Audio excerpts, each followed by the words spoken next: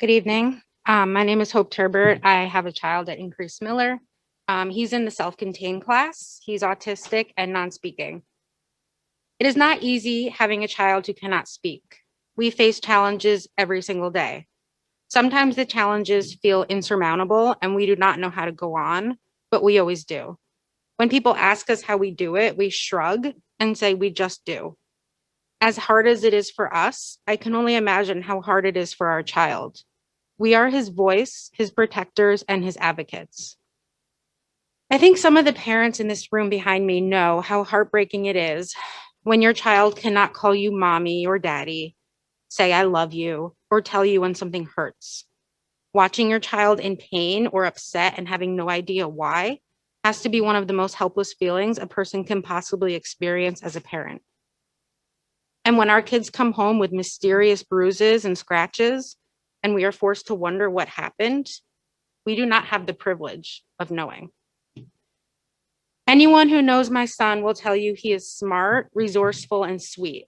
He faces many challenges, but he never lets that stop him. He loves to jump, take hot showers, and be tickled. His favorite food is waffles, and he loves Mickey Mouse. He likes watching music videos with his dad and wrestling with his brother. You might be asking, why am I telling you this? The answer, I am trying to humanize him.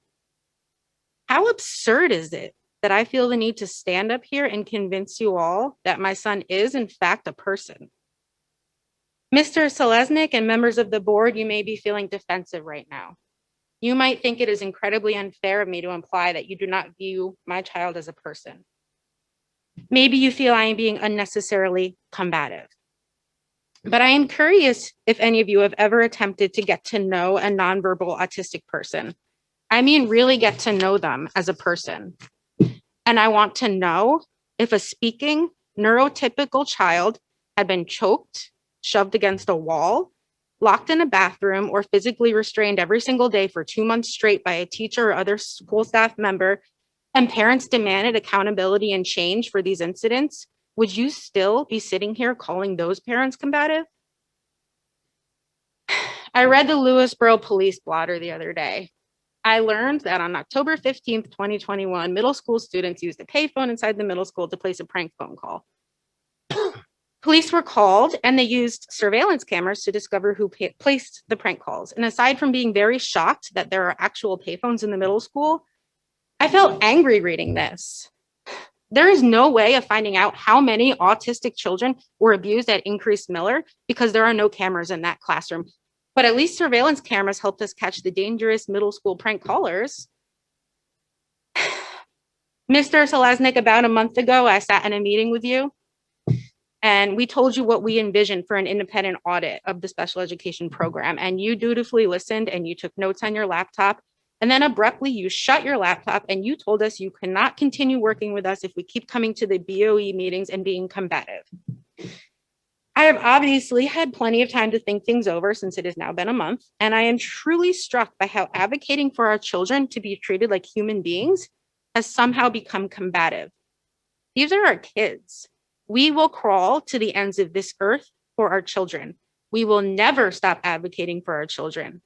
Call us combative if you wish. We are simply being parents and doing what any loving parent would do, and we will not stop advocating.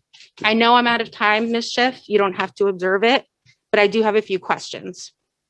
Mr. Selesnik, on October 19th, 2021, you sent an email to the entire district saying that on September 1st and September 2nd, appropriate staff would receive additional training to support students with autism and further training on de-escalation strategies. You also said you are working to provide additional autism-specific training for staff at other times during the school year.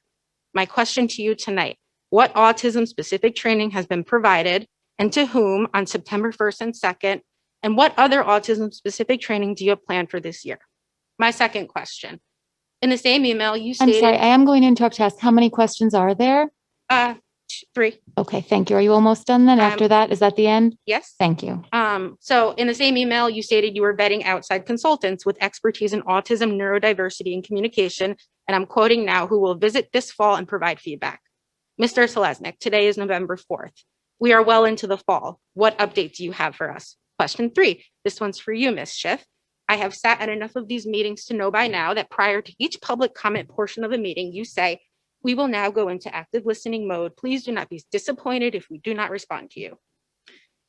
I also know that at the past 2 meetings, parents have gotten up here during the public comments portion of the meeting to express grave concerns regarding special education in the district. I sat in the audience through the adjournment of these 2 meetings. When it came time for board dialogue, all members of the board were silent, as was Mr. Selesnik.